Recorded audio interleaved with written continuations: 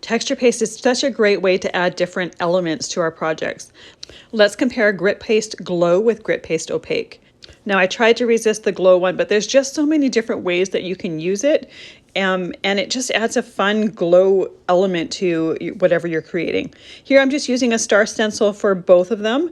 I'm putting the paste through the stencil with a palette knife. You could put your paste directly to your paper as well. You don't need to use a stencil if you don't want to. And then I'm also doing the same thing with my opaque paste. You want to make sure to clean the paste off your stencil while it's still wet. Don't let it dry on there. We don't want to damage our stencils when trying to clean the paste off of there.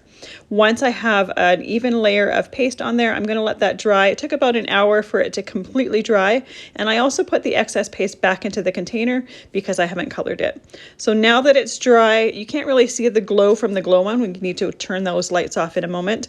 But for the opaque one, in order to make those stars a little bit more like stars, I'm just taking a Distress gold crayon and I am coloring them, and then I'm using a water brush just to spread that pigment around a little bit.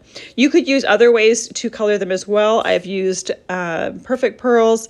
I've used just a metallic water paint. You could even just use acrylic paint. Put your stencil back on there and put some acrylic paint on there.